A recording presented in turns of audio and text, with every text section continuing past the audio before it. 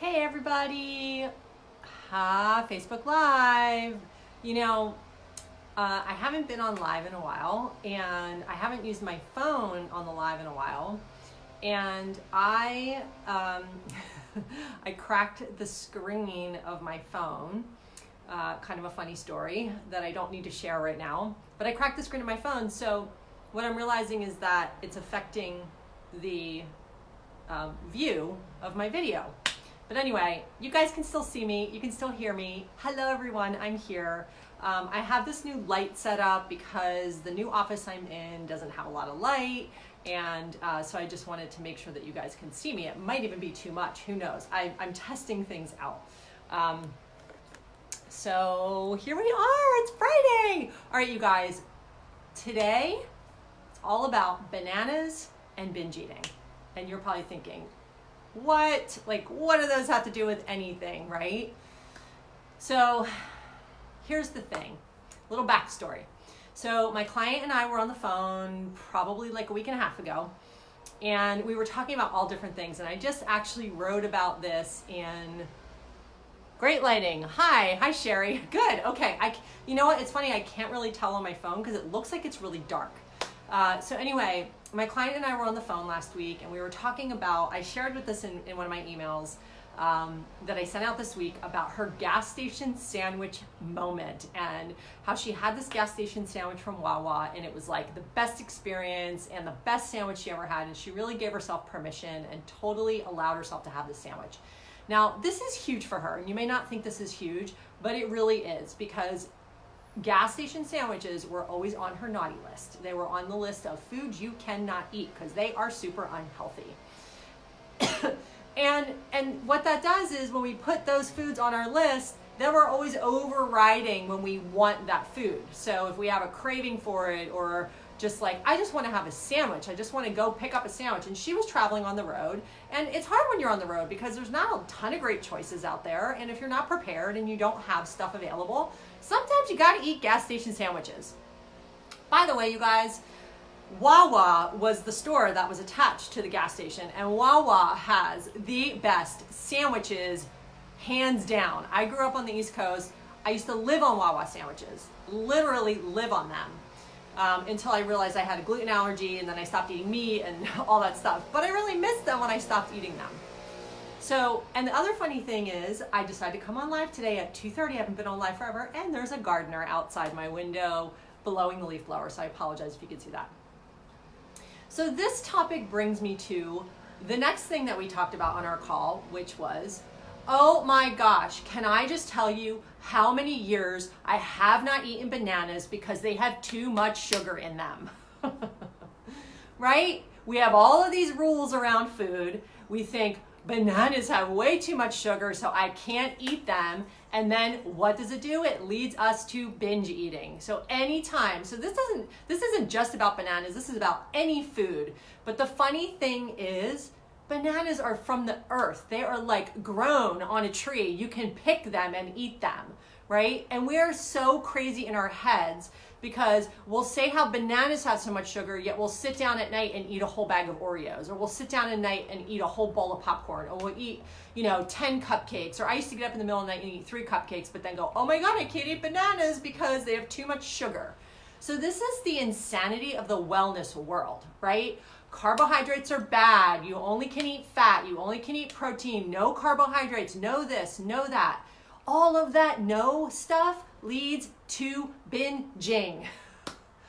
You guys, it leads to binging. It leads to overeating. It leads to emotional eating, because anytime if there's something we want and we fully restrict ourselves, we are going to try to find something to fill that void. As Oprah said, interviewing Shonda Rhimes, when she asked Shonda Rhimes how she lost 100 pounds, Shonda said, I ate whatever I craved. But the difference was I just stopped when I was full. She ate whatever she craved, which meant macaroni and cheese, barbecue ribs, all the stuff that she was normally eating, but overeating tons of it. She ate whatever she craved. She lost 100 pounds in the course of a year. And Oprah said, Oh my gosh. Yeah, I know what that's like. You want the brownie, then you eat 5 protein bars to try to satisfy that craving for the brownie. Then you go eat the brownie anyway, or you eat 3 of the brownies anyway, right? It's just insanity. And unfortunately, the diet culture has done this to us where, there's so much crazy making around good food, bad food. If it comes from the earth, eat it. Stop thinking about it. Eat it. If it comes from the earth, eat it. This is just where we get so crazy in our minds. Unless it doesn't feel good in your body, like if you eat it and you don't feel good, then don't eat it, because that's your body giving you feedback, right? We want to honor our bodies. We want to take care of our bodies, and we don't want to just not eat something because someone says it, or not eat something because we think we shouldn't, or eat something because we think we should, because tons of people do that too. Oh, let's go on the keto diet and let's just eat a ton of fat, and let's eat a ton of butter and a ton of bacon and all this stuff. I had a client sharing with me that I think it was her brother went on the keto diet, got so sick, like ridiculously sick, because he wasn't eating carbohydrates, and he just got really, really sick. So that didn't work for him. So crazy making with food. Eat food from the earth when it's natural, when it comes from the earth. I have a neighbor next door who's got an apple tree, a lemon tree. I'm like picking stuff off there all the time and eating it, because they're not touching it. They're letting it fall on the ground. They don't care. But if it's coming from the earth, it's good stuff, right? Get out of your head about all the other crap that you're listening to out there, that you're hearing about carbohydrates are bad and bananas are bad and too much sugar. And it's just insanity, right? The key is to listen to your body. The key is to tune in. The key is to stay present when you're eating, to really enjoy the foods, eat what you're craving, right? Shonda Rhimes lost 100 pounds by eating what she was craving, enjoying it, and eating until she was satisfied. I'm trying to see some of the comments. It's a little hard for me to see because the phone's a little farther away than normal. But this is where this kind of crazy making with food comes in. So you guys, bananas, binge eating, whatever it is, binge eating. You restrict it, you binge eat, right? You restrict it, you emotional eat. You restrict it, you pendulum swing and go to the other side. So I just always find it so interesting when people talk about these natural foods that come from the earth, how they have too much of this and too much of that, but then they're going to go eat a whole bag of Oreos and think, oh, they don't like it, but they'll justify it somehow. Or eat a whole tray of cupcakes or a bag of cookies or whatever it is. And then the next day, oh, can't have banana in my shake because it's got too much sugar. Listen, I was one of these people. I went years without eating bananas, years. And I remember looking at them going, God, I want bananas so bad. I just want it in my smoothie. Like I would make smoothies and they would taste like dirt because they had no bananas in them. I love making banana shakes. I love making a smoothie with bananas and chocolate and peanut butter. And oh, it's so good. And I don't ever deprive myself of that stuff anymore, because what does it do? It led me right to binge eating. So when I started to really get honest and allow myself to have these foods that I was thinking, oh my God, that's so bad for me, it changed my world. And this is the work I do with my clients, my private clients, my group coaching, my Empowered Eaters Club.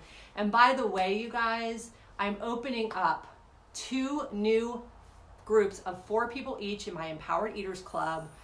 High demand right now, so much transformation happening. So I only have 8 spots. It's 2 separate groups, 4 women to a group. We're starting in October, which is going to take us through the holidays, really get you set up to learn how to trust yourself with food. Because the holidays aren't about going in with restriction.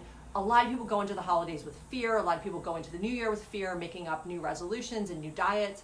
So this is going to be about really shifting your mindset, shifting your belief system. If this is something you're interested in, post a heck yeah in the comments and I will send you information on it. Again, it's 4 women to a group. You get live coaching, personalized coaching with me each session. We meet twice a month. It's incredible. It's life-changing to go through 6 months with 3 other women and support each other and hold each other accountable, and then get live tailored coaching from me. So if you're interested in that, put a heck yeah below and I'll send you the information. So to wrap up, no more bananas have too much sugar. No more I can't have that because it's bad for me. Listen to your body, tune in, listen to your body, not this. This is what gets us in trouble. You guys have heard me talk about this a ton of times, right? our heads get us in trouble because our head is where the self-sabotage lives. It's where our subconscious mind will want to draw us back into what's habitual, right? And I wrote a whole blog on habits recently. So go check out my website, karmachild.com. Check on building habits that stick. I just wrote that last week. It's a great blog. It gives 3 awesome steps on how to build new habits so that they stick. All right, you guys, bananas and binge eating. Can I see some more comments? Oh, Sherry, highly recommend her group. Has been helping me so much. Yay, Sherry's in my group. Yes, you guys. The Empowered Eaters Club is awesome, and it's something new that I dialed in this year because I was really recognizing that these bigger groups, people get lost. They fall off. They just don't, there's not enough connection. There's not enough support. And so the great thing about the small group is that you get, laser coaching with me. We meet twice a month. We're on a call for 2 hours together. You're all getting coaching. You're all really learning about each other. You're all connecting. So it is really powerful. It's only twice a month and it's for 6 months. So you're really getting all the tools and strategies I use with all of my clients and that have helped them change their relationship to food, their relationship to themselves, and really stepping into that place of freedom, which is where I am now, thankfully. And that's the only reason I can teach this is because I've gone through it. I mean, like I said, I went years without eating bananas and I almost went bananas. So one more thing before I wrap up. I always find it so interesting. I love trends because, especially with words, right? And now that we live in this kind of electronics world, I always love when words all of a sudden find, they just become like the word of the time, right? So we used to say, oh my God, that's crazy. And now everyone says, that's bananas, right? That has, in the last year, like really taken off. And there's other words that do that too, where, we used to say that's rad or that's cool. And now it's like, that's whatever. So I love these trends with words and I'm always paying attention to that. But I noticed like people say oof all the time now instead of used to be like, oh, or ugh, and now it's like oof. And I notice people saying it all the time and even writing it in text. And it's so funny the way that these words trend. Anyway, I just had to say that because I just love observing that kind of stuff. And as human beings, this is how we get caught up in cycles. And this is how we get caught up in trends, especially with dieting. Because like we just like kind of jump on the bandwagon with everyone else versus like listening to ourselves. Like, what do I want? What would honor me, right? That's your question. What would honor me? What's a self-honoring choice for me? And I had to really learn how to do that. And that's one of the biggest things that helped me heal my relationship with food. Peace out. It's Friday.